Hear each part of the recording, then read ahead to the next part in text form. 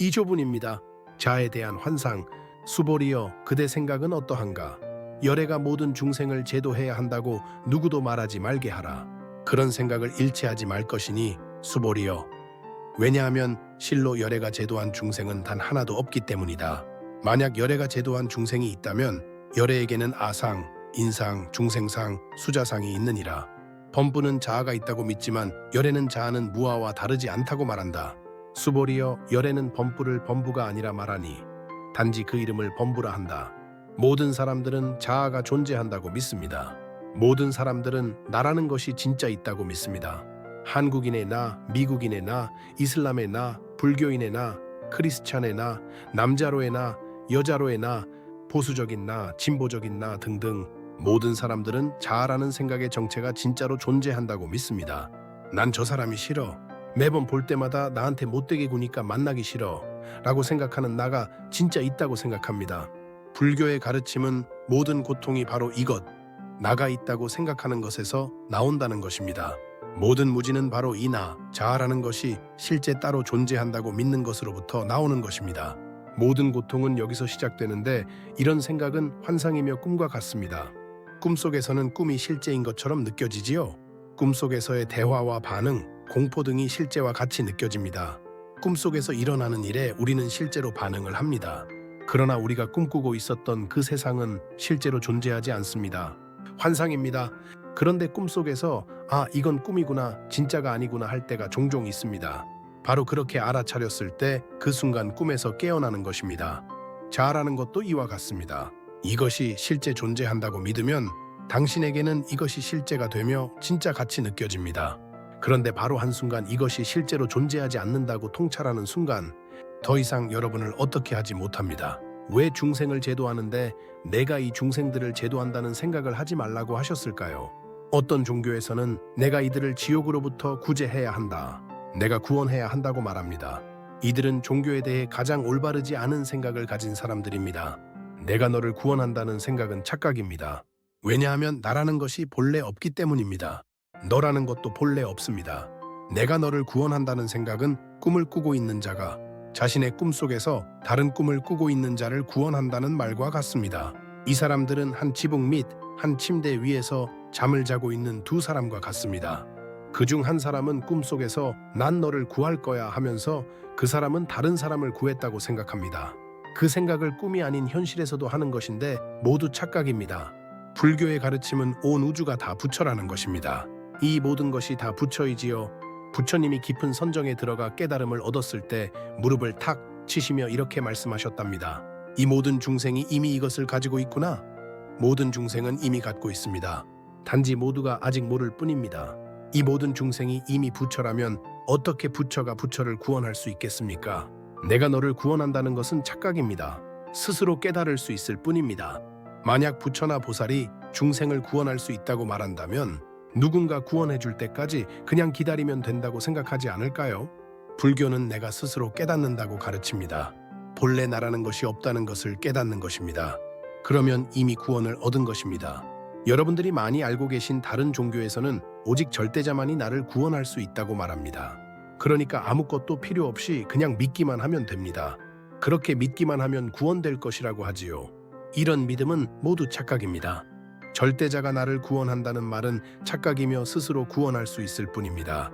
나라는, 자아라는 것이 본래 따로 존재하지 않는다는 것을 깨달으면 이미 구원된 것입니다. 이것이 바로 불교의 가르침입니다. 그래서 부처님이 깨달으셨을 때 모든 중생이 이미 부처구나, 단지 이들이 모르고 있을 뿐이구나라고 말씀하신 것입니다. 어느 날 숭산 스님과 선문답을 할 때입니다. 그때 제가 두 번째 맞는 긴 동안거 기간이었는데 굉장히 열심히 수행했던 기억이 납니다. 절도 정말 많이 하고 대발심으로 열심히 정진했습니다. 그러자 날이 갈수록 명상은 점점 깊이가 더해져 갔습니다. 당시 저는 신원사에 있었는데 큰 스님이 신원사 선방에 모두에게 선문답을 해주시러 찾아오셨습니다. 딱 하루 동안만 오셨는데 한 사람씩 들어갔다 나오고 제 차례가 되었습니다. 당시 저는 굉장한 환희심으로 행복했었습니다. 처음 안거가 시작됐을 때는 고통도 많고 혼란과 함께 여러 가지 마음들, 화내는 마음, 이런저런 마음들이 계속 맴돌았어요. 그래도 절하고 좌선하고 염불하고를 반복했고 그러던 중 좌선을 하는데 한순간 모든 것이 선명해졌습니다. 모든 것이 열렸지요. 정말 놀라운 경험이었습니다. 그 순간부터는 아무런 망상도 일어나지 않고 엄청난 환희심이 몰려왔습니다. 그 뒤로 약 2주가 지나고 숭산 스님이 오셨던 것입니다. 선문답을 주고 받으며 있었는데 제가 큰 스님께 스님이 일어나시기 전에 마지막으로 드리고 싶은 말이 있습니다. 스님을 만나게 되어 정말 감사하게 생각하고 있습니다. 그렇게 얘기하고 너무 감사한 마음에 제 눈에는 눈물이 주르륵 흘러내리고 있었습니다. 큰 스님의 가르침을 절대 잊지 않기로 다짐하면서 말입니다. 그리고 큰 스님께 록펠러 같은 어마어마한 부자가 된 것 같습니다 라고 했더니 큰 스님은 큰 소리로 웃으시면서 그래, 너는 이미 그 어마어마한 돈을 가지고 있었던 거야. 네가 몰랐던 것이지. 그러니까 이제부터의 네 수행은 무한한 돈을 잘 사용하는 것이야 라고 말씀하셨어요. 굉장한 가르침이었습니다. 저는 이런 수행을 통해 이런 부자가 되었다고 생각했는데 큰 스님께서는 너는 이미 그 어마어마한 돈을 가지고 있었던 거야. 그러니 이제부터 내 직업은 이 돈을 잘 사용하는 것이지. 이게 너의 평생 직업이야 라고 하신 겁니다. 부처님께서 바로 여기서 이렇게 말씀하시는 것입니다. 중생들을 고통스럽게 하는 것은 바로 자아에 대한 환상에서 나온다고요.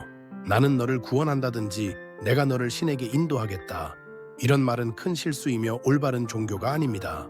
만약 열애로부터 구원받아야 할 중생이 있다고 한다면 열애에겐 상이 있는 것입니다. 만약 구원받아야 할 것이 있다면 분명 구원시키는 자도 있어야겠죠. 이것은 둘을 만드는 것입니다. 매일 아침 숭산 큰 스님께서 여기 4층 선방에 올라오셔서 짧은 법문을 들려주시곤 했는데 제가 하루는 이런 질문을 했습니다. 미국에서는 정말 많은 사람들이 마음의 병을 고치러 심리학자를 만나는데 왜 한국에서는 이런 일이 없나요? 그러자 큰 스님께서는 아주 간단해. 한국에서는 애들이 뭔가 이상한 생각을 하면 부모님들이 그런 생각하지 마 라고 소리를 지르거든.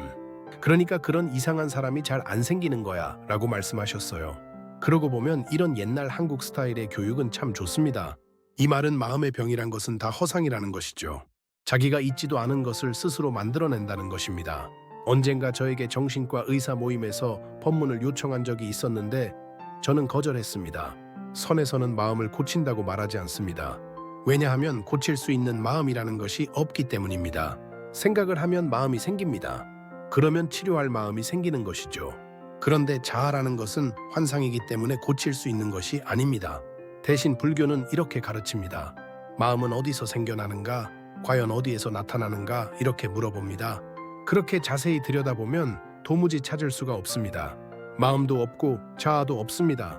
말하기는 참 쉽지만 많은 사람들이 마음이 없다, 자아가 없다는 사실을 실행에 옮기기는 좀 어렵지요. 범부는 자아가 있다고 믿지만 열애는 자아는 무아와 다르지 않다고 말합니다. 사회에서 말하는 자아에 대한 관념은 사실 틀린 것입니다. 독립된 자아가 있다고 말하는 것은 착각이란 말씀입니다. 자아는 곧 자아가 아니고 허상일 뿐입니다. 그러니까 자신에게 집착하지 마세요. 자아를 만들지도 마시고 나를 고치려고도 하지 마세요. 대신 이 자아를 만드는 것이 도대체 무엇인가라고 물으세요. 이 자아라는 것이 어디서 오는가? 나는 무엇인가? 라고 진지하게 묻는 순간 자아는 모두 사라지게 됩니다. 여기 손바닥의 그림자로 비유할 수 있습니다. 이 그림자를 고칠 수 있을까요? 자아를 고치려는 것은 그림자를 고치려는 것과 같습니다. 하지만 이 그림자의 본질은 무엇인가? 나는 누구인가? 라고 질문하는 순간 모든 생각의 자취는 완전히 사라집니다. 생각 이전의 상태가 되는 것입니다. 26분입니다. 법신은 상이 없다. 수보리여, 어떻게 생각하는가? 30 이상으로 열애를 볼 수 있는가? 수보리가 말했다. 그렇습니다. 30 이상으로 열애를 볼 수 있습니다. 만약 30 이상으로 열애를 볼 수 있다면 역사의 어떠한 황제도 모두 열애라고 할 수 있을 것이다. 수보리가 다시 부처님께 아뢰었다. 제가 부처님 말씀을 이해하기로는 30 이상으로서 열애를 보아서는 안 됩니다. 그러자 세종께서는 이렇게 말씀하셨다. 만약 형체로 나를 보거나 소리로 나를 구한다면 이 사람은 삿된 도를 행하는 자로서 열애를 볼 수 없을 것이다. 정말 대단하고 훌륭한 가르침이 아닐 수 없습니다. 모든 사람들이 진리에 대한 개념이나 상을 가지고 있습니다. 크리스찬에게는 오직 예수의 상이 진리이죠. 사람들은 항상 어떤 정형적인 예수님의 형상을 찾습니다. 아름다운 모습을 가진 영화배우처럼 생긴 백인의 예수님 말이죠. 이것이 사람들 머릿속에 들어있는 예수의 이미지입니다. 불자님들 또한 마찬가지입니다. 여기 뒤에 있는 불상만이 부처님의 모습이라고 착각합니다. 만약 제가 진짜 부처님을 만나게 해주려고 주장자로 책상을 내리치면 많은 사람들은 모르겠는데 라고 할 겁니다. 왜냐하면 많은 사람들의 머릿속에 이미 저 뒤에 부처님 모습이 기억되어 있기 때문입니다. 미국에 가장 먼저 알려진 불교는 중국 불교이고 그 후 일본 불교가 들어갔습니다. 중국 사람들은 중국 불상이 있고 일본 사람들은 일본 불상이 있습니다. 1970년도에 숭산 큰 스님께서 미국으로 들어가셨을 때의 일입니다. 서양인들은 금 불상이 너무 빛이 나서 마음에 들어하지 않았습니다. 나무와 같이 자연적이고 오래된 골동품 스타일을 좋아하거든요. 어느 날 독일의 선원에서 개원을 하게 되어 숭산 스님께서 방문을 하셨을 때의 일입니다. 법당에 불상이 없자 숭산 스님께서 불상을 한국에서 보내주겠다 했는데 독일인들은 스님, 저희는 금불상이 마음에 들지 않아요. 저희들이 직접 고목을 깎아서 자연스러운 모양의 불상을 만들고 있어요 라고 했습니다. 이렇게 모두는 부처에 대한 각자의 상을 가지고 있습니다. 대부분의 사람들은 부처는 이렇게 생겼을 것이라고 생각하는데 그것을 부처의 32상이라고 합니다. 사실 처음 인도에서의 초기 불교 때는 불상과 탱화가 없었지요. 우리 인간들의 마음이 약하고 믿음이 항상 흔들리기 때문에 기대고 의지할 만한 불상 등의 형상이 필요하다고 생각한 것입니다. 그 중에 하나가 사리입니다. 제 스승님인 숭산 스님의 스승이신 고봉 스님의 이야기인데요. 고봉 스님께서 열반하시기 얼마 전 제자들은 큰 스님께 스님이 열반하시고 사리가 나오면 어떻게 처리할까요? 라고 질문했답니다. 그러자 스님께서는 아무 말 없이 침묵을 지키셨습니다. 많은 불자들은 위대한 큰 스님들의 영결식 후에 나오는 이 사리를 수행의 결과물이나 수행의 깊이를 나타내는 척도라고 생각합니다. 이 스님이 돌아가셨는데 사리가 몇 과가 나올까? 저 스님은 어떨까? 이러한 모양에 집착하면 항상 문제가 발생합니다. 사리가 많이 나온 스님이 훨씬 수행도 많이 하시고 위대하신 분이라고 생각하는 것이죠. 그래서 큰 스님들은 사리에 집착하지 말라고 가르쳤습니다. 어떻게 이 조그마한 물체인 사리로 위대하신 부처님과 선사님들의 공덕을 평가할 수 있겠습니까?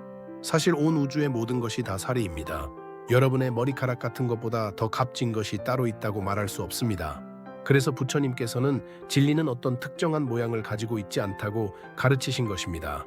어떤 사람들은 진리에 대한 자기들의 표현만이 옳다고 주장하는데 그렇다면 다른 표현들은 모두 거짓이라는 것이 아니겠습니까? 그러면 두 개의 마음이 나타나는 것이지요. 옳은 것과 그른 것. 그러면 대립이 생깁니다. 불교는 불이, 즉 둘이 아닌 것을 가르칩니다.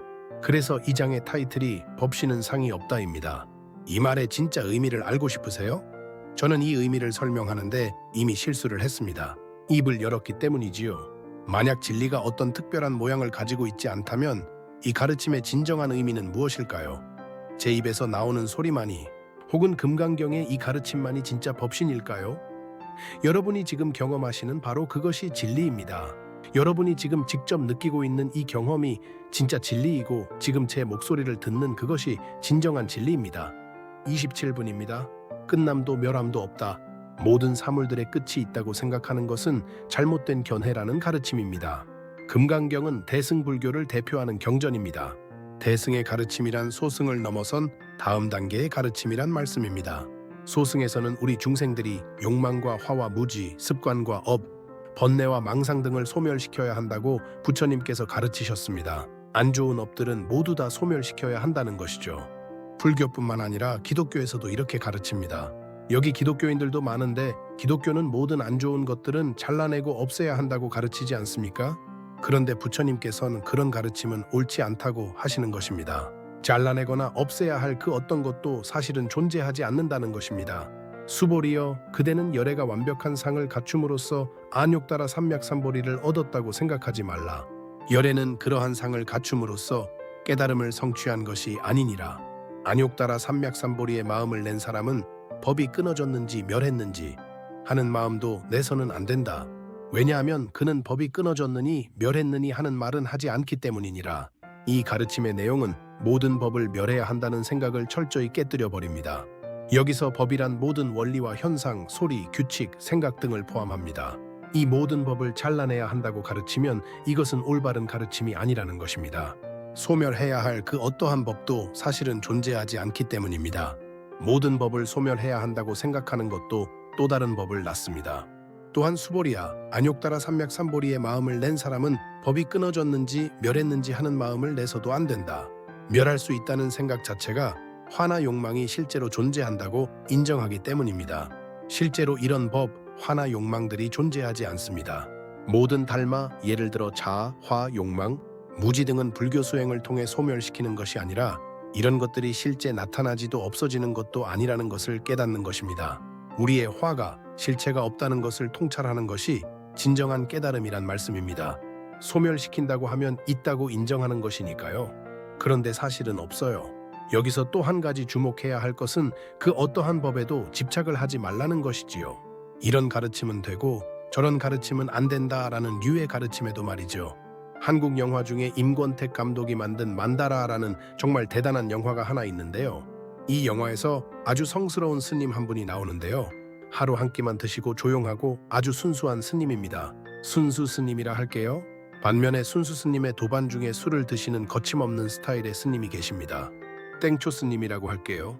영화 속 한 장면에서 땡초 스님이 절 안에서 술을 드시는데 그 순수 스님은 땡초 스님의 그런 행동에 굉장히 불쾌해하지요. 밖에서는 범종이 울리자 순수 스님이 땡초 스님에게 예불할 시간이라고 하자 땡초 스님은 계속 술을 드시지만 그 눈은 여전히 흐트러짐이 없지요. 그러면서 너는 법당에 가서 부처를 찾아라. 난 여기 술잔 바닥에서 부처를 찾을 테니 라고 얘기합니다. 흥미롭지요? 그 어떤 것도 나은 것이나 모자른 것이 없습니다. 각자의 달마를 갖고 있습니다. 순수 스님은 순수한 법이 있고요. 땡초 스님은 땡초 스님대로의 법이 있는 것이지요. 단 이 땡초 스님은 이미 깨달음을 얻은 뒤에 이런 술 먹는 것으로도 수행을 삼은 것이지 술이 좋아서 중독되거나 깨달은 척하는 것이 아닐 것입니다. 그 어떤 것도 소멸될 수 있는 것이라 생각하지 말라. 아주 중요한 가르침입니다. 오직 한 가지의 법이 깨달음으로 인도하고 다른 법은 깨달음으로 인도하지 못할 것이라고 생각하지 말라. 한 가지 법, 한 가지 가르침, 한 종교만이 유일한 성불의 길이라고 말할 수 없다고 다시 한번 말씀드립니다. 대신 이 세상에는 사실 무수히 많은 종류의 성불하는 길이 있답니다. 관세음보살은 오직 들음으로써 성불하셨듯이요. 제가 말레이시아에 가서 법문을 했던 적이 있는데요. 말레이시아에 있는 중국절에서 기거를 했는데요. 어느 날 한 중국 여자분이 제게 와서 스님, 한 이슬람 친구가 있는데요. 스님을 뵙고 싶다는데 어쩌죠? 라고 물었습니다. 그 중국 여자분은 자기의 이슬람 남자친구가 진리에 대해서 몇 가지 질문을 하고 싶다고 하더라고요. 그 남자분은 고등교육을 받고 전 세계를 돌아다니는 변호사인데 불교에 관한 책을 여러 권 읽었다고 하더군요. 특히 선불교의 가르침에 공감하는 부분이 많이 있었다고 합니다. 그래서 그 이슬람 변호사를 만나게 되었습니다. 그런데 그분 손목에 염주가 걸려 있었지요. 저랑 대화하는 중에도 그분은 계속 염주를 돌리더군요. 영화에서 보셨을지 모르겠지만 이라크나 중동에서 카페 같은 곳에서 중년의 남자들이 파이프를 물고 앉아서 염주를 돌리는 광경을 종종 볼 수 있지 않습니까? 제가 그 문화에 대해서 많이 알지는 못합니다만 이슬람 사람들도 우리와 같은 이런 염주를 가지고 다닌답니다. 그분이 제 염주를 보고 뭐 하는데 사용하는 것인지 묻더군요. 그래서 제가 염불할 때 사용한다고 했지요. 옴마니밤메훔 아니면 관세음보살 하면서 말이죠. 그랬더니 이슬람 신자분이 우리 이슬람에서도 똑같이 한다는 거예요. 그래서 이슬람에서는 어떻게 하는지 물었더니 이슬람에는 알라신을 약 100가지의 다른 이름으로 부른답니다. 그래서 이슬람 교도들은 알라의 다른 이름을 반복해서 부르며 염주를 돌린답니다.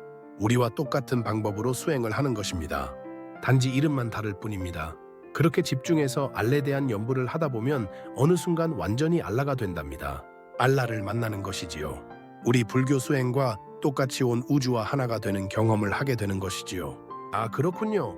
우리도 그와 같은 똑같은 수행을 한답니다. 네, 스님. 그런데 스님께 질문이 하나 있습니다. 불교에서는 진리를 어떤 말로 표현합니까? 이름도 없고 형상도 없는 부처와 완전히 하나가 되는 그런 진리의 경험을 어떻게 표현하나요? 그것을 부처라고 말하면 이미 실수한 것 아닌가요? 그러면 누군가에게 그 경험을 표현하려면 어떻게 해야 하는 것인가요? 그래서 저는 이렇게 대답했습니다. 주장자로 책상을 탕 하고 내리쳤지요. 그러자 그가 엉엉 울기 시작했습니다. 저는 제가 혹시 무슨 실수라도 한 줄 알았어요. 그런데 그의 울음은 기쁨의 눈물이었어요. 저에게 정말 감사하다고 했어요. 자기가 기다리던 가르침이라며 자기의 수행 경험과 똑같다고 했습니다. 그는 그의 수행과 우리의 이 수행이 완전히 똑같다는 것을 깨달은 것입니다. 그러니까 오직 한 가지의 법만이 이것, 탕을 깨닫게 인도하지 않습니다. 사실 여러분 모두가 이 순간 이것을 경험하고 이곳에 계십니다. 남자, 여자, 한국인, 미국인, 캐나다인, 프랑스인, 크리스찬과 불교인, 그리고 카톨릭 신자 여러분 모두가 바로 이 순간, 탕 하는 순간 모두 한 마음이 되었습니다. 이 선풍기와 새소리가 들리는 바로 이 순간 우리 모두의 마음은 하나가 됩니다. 모두 같은 경험을 합니다. 어떤 특정한 법만이 깨달음을 인도하지 않습니다. 이것이 27분의 가르침입니다.